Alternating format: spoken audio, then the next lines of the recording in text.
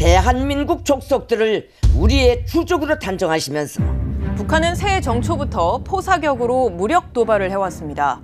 지난 5일에서 7일까지 사흘 연속으로 포사격을 한 곳은 당초 9.19 남북 군사합의에 따라 포사격이 금지된 서해 해상 적대행위 중지구역입니다. 이곳에 대놓고 포를 쏜 북한의 도발에 우리 군은 바다는 물론 육지에서도 더 이상 완충 구역이 존재하지 않는다고 선언했습니다. 적대행위 중지구역은 더 이상 존재하지 않습니다. 북한은 한국에 대해선 이런 무력 도발뿐 아니라 심리전 도발을 이어가며 긴장감을 높이고 있는데 반면 일본에 대해서는 눈에 띄게 유화적인 태도를 취하고 있습니다. 북한 국무위원장 김정은은 우리에게 포사격 도발을 한 당일인 지난 5일 기시다 일본 총리에게는 각하라고 호칭하며 지진 피해와 관련해 위로 전문을 보냈습니다. 한국에는 무기를 꺼낸 날, 일본에는 위로를 건넨 건데 북한 최고 지도자가 일본 총리에게 위로 전문을 보낸 건 그 자체로 전례를 찾기 어려운 매우 이례적인 일입니다. 또 기시다 총리가 지난해 2차례에 걸쳐 공식 연설에서 북일 정상회담 개최를 희망한다고 밝혔는데 이와 관련해 북한은 일본 측의 요청에 호응이라도 하듯 당국자들이 비공개 접촉을 한 사실이 일본 언론을 통해 보도되기도 했습니다. 북한이 일본에 대한 비난을 아예 삼간 건 아니었지만 그럼에도 북한은 인공위성 발사를 하기에 앞서서 일본 해상보안청에 사전 통보를 하기도 했습니다. 이런 일련의 상황을 놓고서 북한이 일본과의 대화 여지를 열어놓은 일종의 신호일 수 있다는 분석이 나오는데 북한이 실제 일본으로부터 얻어내려는 건 무엇이고 또 이 과정에서 한국이 경계해야 할 시나리오는 무엇일까요? 일단 북한이 지금 당장 노리는 건 한국과 미국, 일본의 삼각협력의 고리를 약화시키는 거라는 게 전문가들의 대체적인 분석입니다.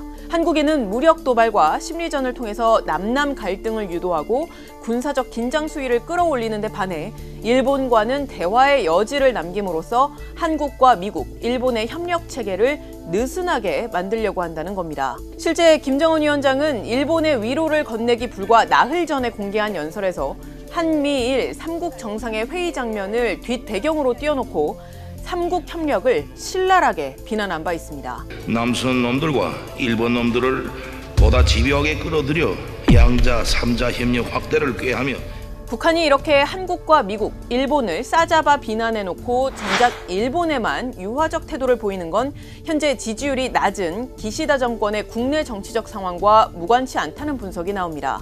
북한의 입장에선 국면 전환이 필요한 기시다 정권이 조건 없는 북일 정상회담을 제안해놓은 이 상황을 잘만 활용하면 한미일 협력을 느슨하게 하는 일종의 약한 고리가 될 수 있다고 보고 기시다 정권에 일종의 미끼를 던졌다는 겁니다. 북한이란 소재는 그 일본 정치권 내에서는 일종의 지지율 반전을 꾀할 수 있는 중요한 소재거든요. 핵무기 고도화에 대한 강경한 태도로 지지율 반전을 노리는 경우도 있고 또 하나는 납북자 문제와 같이 전통적인 북일 관계 문제를 외교적으로 강하게 이니셔티브를 부여하는 방식으로 해서 이제 지지율 반전을 꾀하는 방식이 있거든요. 정치권의 어떤 욕구를 충족시켜 줄 수 있는 부분들을 의도적으로 건들기 위한 일종의 행동일 수도 있다. 물론 접촉을 시도하는 것과 실제 접촉이 되고 또 결과물을 낸다는 건 다른 차원의 얘기지만 만약 북한과 일본이 실제 고위급 대화에 나선다면 북한은 일본 측으로부터 뭘 얻어내려고 할까요? 과거 양측의 대화 사례를 비추어 보면 북한은 막대한 규모의 전쟁 배상금 지급 그리고 제1조선인들에 대한 처우 개선과 북일 수교를 요구할 걸로 보입니다. 과거 식민 지배에 대한 배상금이나 보상금 이런 것을 통해서 시드머니로 삼아가지고 경제를 좀 재건하려고 하는 욕구가 사회주의 붕괴 이후에 지속적으로 있었던 건 사실이에요. 물론 이 예상되는 의제들만 놓고 봐도 북한과 일본의 입장차는 매우 큽니다. 일본은 납북자 문제, 미사일 문제, 비핵화 문제의 순서로 해결을 요구할 것으로 예상되는데 당장 납북자 문제만 놓고 봐도 양측의 입장차가 극에 달합니다. 일본 정부의 입장은 1970년대, 80년대 자국민 17명이 북한으로 납치됐고 이 가운데 2002년 고이즈미 주니치로 당시 총리의 방북 이후 일시적 귀환의 형태로 돌아온 5명을 뺀 나머지 12명이 여전히 북한에 남아있다라는 겁니다. 반면 북한은 12명 가운데 8명이 이미 숨졌고 나머지 4명은 아예 북한에 오지 않았다면서 해결할 문제 자체가 없다는 입장입니다. 전쟁 배상금도 민감한 문제여서 입장차가 매우 큽니다. 북한도 일본도 공식적으로 배상금 규모에 대해서 입장을 밝힌 바가 없어서 정확한 파악은 어렵지만 북한이 요구하는 규모는 100억 달러 이상인 반면 일본이 주장하는 배상금 규모는 50억 달러에서 100억 달러 수준일 거다라는 관측이 나옵니다. 2006년 기준으로 100억 달러 이상의 보상금이 최소한 마련되어야 된다라는 것이 북한 측 입장일 것으로 보이고요. 일본 입장에서는 100억 달러 정도가 되겠으나 그 구성이 현금을 직접 지원하지 않고 현물 위주로 일본 기업이 북한에 직접 진출을 해서 사업을 벌이는 형태로 배상을 하려 할 것이고요. 일본에서는 전쟁 배상금이라는 명칭을 쓰고 있지만 북한은 일본의 식민 지배에 따른 피해를 보상하는 것이다 라는 명칭 가지고 용어가 가장 큰 쟁점이 될 것으로 보이고요. 배상금 규모 자체가 다른 데다 또 일본으로서는 현금 지급을 최소화하고 대신 현물 등의 형태로 보상을 주장할 것으로 보여서 당연히 합의의 난항이 예상됩니다. 물론 이러한 협상에 설령 성공한다고 해도 유엔 안보리의 대북 제재로 북한에 대한 경제 협력과 배상금 지급은 사실상 불가능합니다. 현재의 대북 제재 상태에서는 국제기구를 통한 인도적 지원만이 그나마 가능하기 때문입니다. 게다가 일본의 기시다 정권이 북한과 대화하는 모양새를 취할 수는 있지만 얼마나 진지하게 협상에 임할지는 미지수입니다. 과거 북일 대화가 실제 진행이 됐을 때 북한 핵고도화의 수준과 안보 환경이 지금과 비교했을 때 크게 달라졌을 뿐만 아니라 한미일 관계에서 당장 초래될 외교적인 후폭풍 그리고 유엔 안보리 대북 제재 결의에 앞장섰던 일원으로서의 책임을 방기했다는 비판도 감내해야 합니다. 일본이 핵 문제가 해결되지 않는 가운데 한미일 공조를 깨고 독자적으로 국교 정상화 교섭에 적극 나설 수 있느냐는 부분은 또 별개의 문제이죠. 북일이 뭔가 대화할 수 있는 분위기인 것처럼 연출하는 일부 초기 단계는 할 수 있는데 이게 진전되기 위해서는 너무 많은 것들이 충족돼야 되거든요. 북한의 비핵화 문제를 부차시하면서 과연 이게 진전될 수 있느냐 불가능하거든요. 이렇게 북한과 일본의 입장차가 크고 또 대외적인 환경이 크게 바뀐 만큼 북일 회담이 실제 성과로 이어지긴 쉽지 않지만 그럼에도 불구하고 한국 정부가 우려해야 하는 시나리오는 있습니다. 日朝国交正常化実現への転機となることをこれからも強く期待していきたいと思っております。 바로 북한과 일본이 한국을 건너뛰고 한반도 안보와 국익에 직결되는 중요한 사안을 결정하는 상황 그 자체입니다.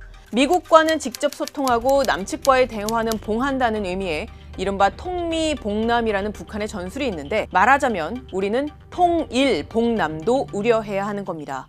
남북관계의 개선을 통해서 동질성을 회복하고 우리 한반도 경제권을 형성하지 않은 상태에서 북일 관계가 개선이 되면 우리 국익에도 이제 우리가 나중에 통일 후에 회복해야 될 영토의 개발 주도권과 경제적 이익이 일본에게 넘어갈 가능성이 매우 크기 때문에 북일 관계 개선이 남북 관계 개선과 맥을 같이 해야 됩니다. 실제로 1990년대 일본의 정치권 인사들이 북측과 접촉하는 과정에서 한국과의 조율이 부족해서 한일 간의 외교 문제로 비화한 적이 있었습니다. 당시 일본의 자민당, 사회당 대표단이 평양을 방문해서 북한의 노동당과 만나서 이른바 3당 공동선언이라는 걸 발표했는데 그 선언에는 한일 정상회담에서도 언급이 된 적 없었던 양측의 국교 정상화에 대한 합의가 발표되는가 하면 조선은 하나라는 북한의 주장이 고스란히 담겨서 논란이 됐습니다. 따라서 한국 정부로서는 이러한 전례가 다시 반복되지 않도록 북일 대화가 어떤 형식으로든 재개되면 한반도의 평화에 기여하는 방향 그리고 한국의 국익에도 부합하는 방향으로 협의가 진행되도록 적극 개입해야 할 것으로 보입니다. 지금까지 딥백이었습니다. 북한 국무위원장 김정은의 딸 김주애가 처음 모습을 드러낸 건 지난해 11월 18일 대륙간 탄도미사일 화성 17형 발사 현장이었습니다. 역사적인 중요철 양복의 시험 발사장에 사랑하는 자제분과 이후 1년간 김주애는 20차례 가까이 공개석상에 모습을 드러냈습니다. 김정은이 군 간부들과 악수하며 지나가자 그 뒤를 따라가면서 악수를 이어하는가 하면 열병식장에선 레드카펫을 밟으면서 인민군을 사열했고 수많은 사람들이 지켜보는 가운데 열병식 주석단의 김정은과 나란히 앉기도 했습니다. 김주애에 대한 호칭도 사랑하는 자제분에서 존귀하신 자제분, 그리고 존경하는 자제분 등으로 높아지면서 자연스럽게 모셔지는 존재로 격상됐는데 정중앙위원회 비서들이 존경하는 자제분을 모시고 귀빈석에 자리 잡았습니다. 오성 장군인 박정천 당 군정 지도부장이 무릎을 꿇은 장면은 마치 과거 후계자 시절 김정일에게 오진우 당시 인민무력부장이 무릎을 꿇는 장면을 상기시키기도 했습니다.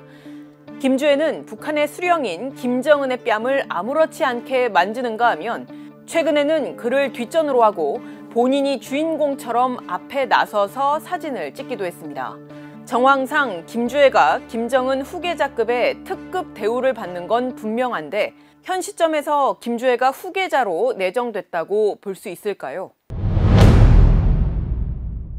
일단 정부는 김주애가 처음 등장했을 때 후계자설 가능성을 매우 낮게 봤지만 지금은 조금 달라진 기류가 읽힙니다. 김주애가 이미 후계자가 됐다고 단정하는 건 아니지만 후계자설이 사실일 가능성을 열어놓고 상황을 주시하는 겁니다.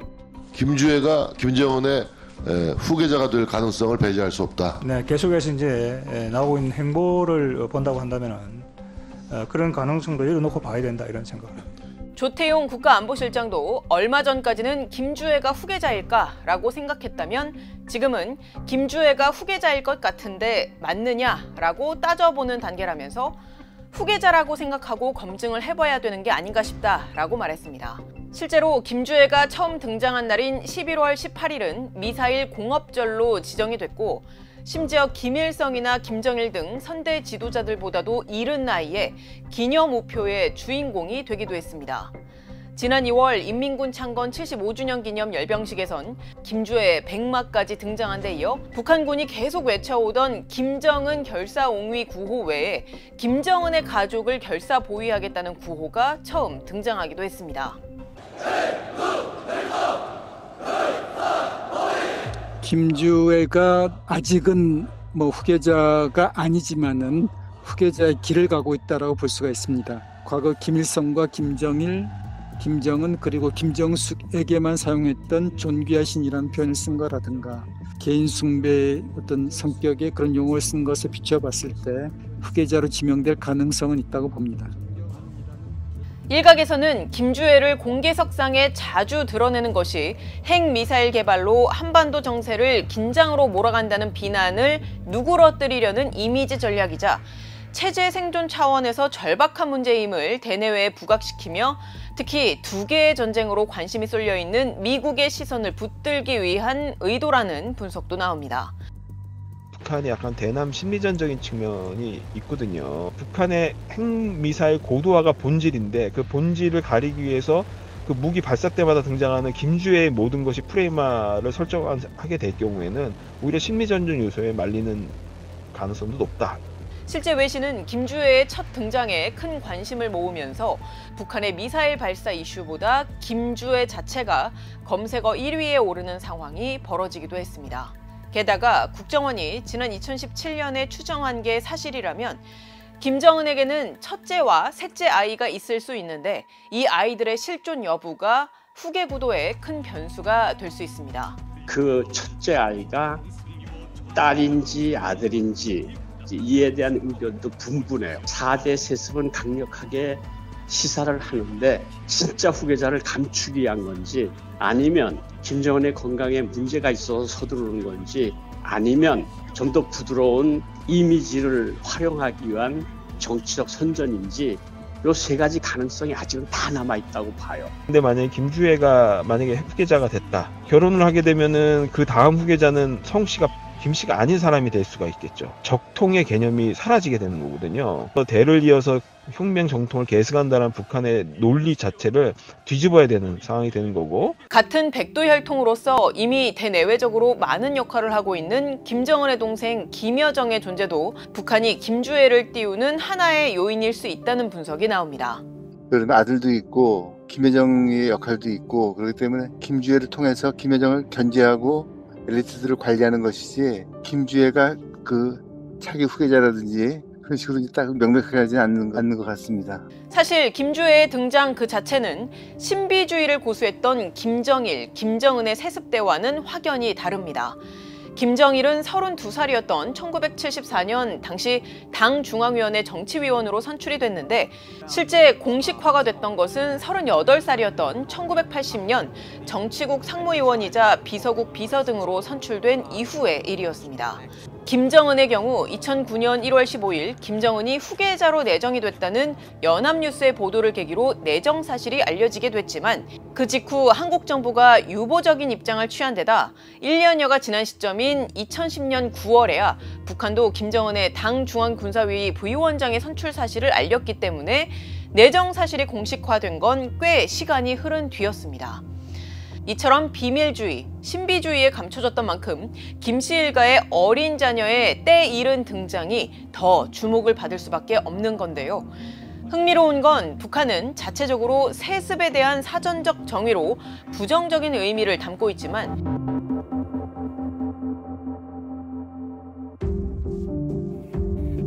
정작 자신들의 사상 초유의 3대 세습에 대해선 정당한 것이라는 궤변을 이어가고 있다는 점입니다. 북한은 수령과 혈연 관계에 있는 걸출한 인물이 후계자로 추대되는 경우 그것을 덮어놓고 세습제라고 악평하려 드는 사람들이 있다면서 이는 매우 비이성적이고 반역사적인 사고라고 주장해왔습니다.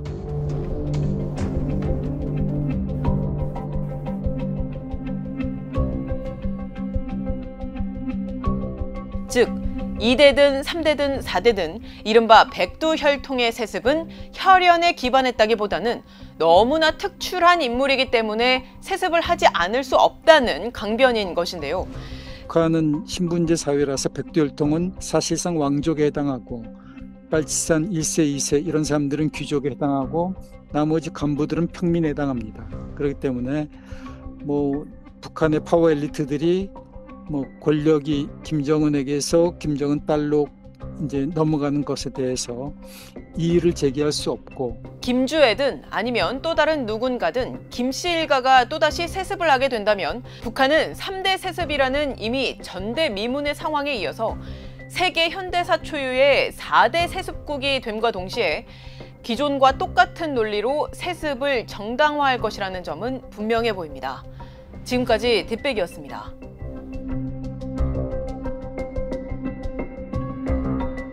지난 21일 밤 10시 42분 북한이 평안북도 동창리 서해 위성 발사장에서 정찰 위성을 실은 신형 로켓을 발사했습니다. 신형 위성 운반 로켓 천리마 1형은 예정된 비행 궤도를 따라 정상 비행하여 정찰 위성 만리경 1호를 궤도에 정확히 진입시켰습니다. 영국을 국빈 방문 중이던 윤석열 대통령이 대응 조치를 지시하자 정부는 9.19 남북 군사합의 1조 3항의 효력을 어제 낮 3시부터 정지시켰고 이는 우리 국가안보를 위해 꼭 필요한 조치이자 지극히 정당한 조치입니다. 이에 북한은 하루도 채 안 돼 오늘 오전 9.19 군사합의 파기를 선언하며 그 책임을 남측에 돌렸습니다. 북측은 그러면서 군사분계선 지역에 보다 강력한 무력과 신형 군사 장비들을 전진 배치할 것이라고 예고했고 이에 국방부는 엄중 경고로 맞받아쳤습니다. 도발을 감행한다면 즉각 강력히 끝까지 응징할 것입니다. 지난 2018년 당시 남북 정상회담의 성과로 도출됐지만 첫 단추를 잘못 꿰었다는 평가도 받고 있는 9.19 군사합의. 이 합의의 구체적인 내용은 무엇이고 또 이 합의의 파기로 인해 우려되는 상황은 무엇일까요? 군사 분계선을 중심으로 한 인근 일대의 지상, 해상, 공중에서 우발적 충돌 가능성이 높아질 수 있다는 점이 가장 우려된다는 게 저희에게 자문해준 여러 전문가들의 이야기입니다.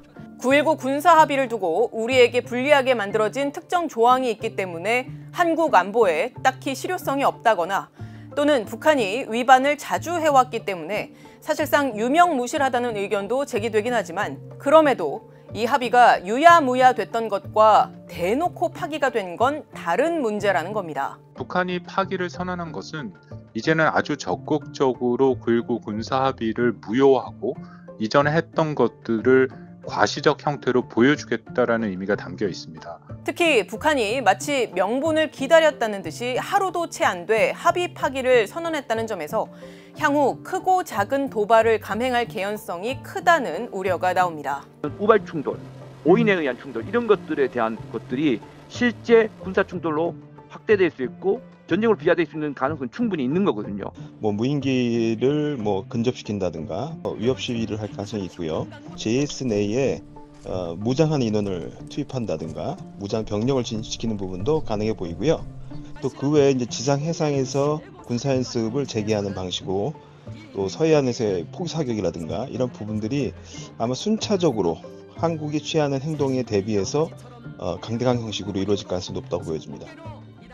9.19 남북 군사합의서는 2018년 남북 정상이 합의한 판문점 선언의 제2조 내용, 즉 군사적 긴장 완화와 전쟁 위험 해소를 남과 북이 서로 이행한다는 것을 약속한 사실상의 불가침 합의서입니다. 이 합의는 총 6조 22개 항으로 만들어졌는데 남북 양측의 군사력 규모를 직접 줄이는 것은 아니지만 훈련, 기동, 배치, 작전 등 운용적인 면을 통제함으로써 군사적 충돌 가능성을 막는 데 초점이 맞춰진 합의입니다. 말하자면 서로 대치 중인 남북한 군대를 서로 더 멀리 떨어뜨려서 배치하고 지상, 해상, 공중의 특정 구역에서 서로 여러 종류의 군사 활동을 하지 말자 이렇게 약속한 겁니다. 구체적으로 살펴보면 군사 분계선의 남북으로 각각 5km 이내를 지상 완충구역으로 설정해 이 지역에서 모든 포병 사격 훈련과 연대급 이상의 야외 기동 훈련을 전면 중지하기로 했고 고정익 항공기는 군사 분계선에서 서부 20km, 동부 40km 내에서 비행이 금지되고 회전익 항공기는 10km 이내, 무인기는 10에서 15km, 그리고 기구는 25km 내에서 비행을 금지하고 실탄 사격을 동반한 전술 훈련도 금지하기로 한 내용이 담겨 있습니다. 또 서해와 동해의 북방 한계선 NLL을 중심으로 한 해상 완충 구역에서는 해양 기동 훈련과 포사격이 금지되고 해안포와 함포에 포신, 포구 덮개를 설치하고 포문을 폐쇄하기로 합의했습니다. 즉 양측 모두 현재의 군사력은 그대로 두더라도 훈련 등을 금지시켜서 군비를 통제한 겁니다. 물론 한계점으로 지적된 부분들은 있습니다. 군사합의라는 게 기본적으로 남북 간의 우발적 충돌을 줄이고 또 더불어서 최소한도의 신뢰 구축을 위한 첫 단추가 되는 거잖아요. 예. 그렇다면 그런 형태의 군사합의는 1조 3항처럼 서로 간에 못 보게 하는 게 아니라 서로 간에 더 보도록 만들어야 돼요. 소 간에도 수도 없이 있는 합의를 보면은 오히려 서로 간의 능력을 제한하는 게 아니라 더 볼 수 있도록 해주는 게 많아요. 네, 우리가 재래식 분야에서 좀 양보를 해주면은 북한이 핵에 대해서 좀 이렇게 비핵화로 가지 않겠냐. 그 자체가 우리 국가가 당면하고 있는 안보 위협을 제대로 다 다루었다고 할 수 없는 것이죠. 또 남북 사이에 연속적인 대화나 접촉 그리고 상호 검증과 확인 장치가 없이 남북한 군대를 격리시키는 군사 제한 조치의 이행을 그저 일방의 의지에만 맡겨놨다는 점은 한계로 지적됐습니다. 그래서 신뢰 구축을 위해 서로 대화와 접촉을 늘리고 또 검증도 강화해야 한다는 제언들이 있어 왔는데 이번 북한의 합의 파기로 당분간은 실현이 어려워졌습니다.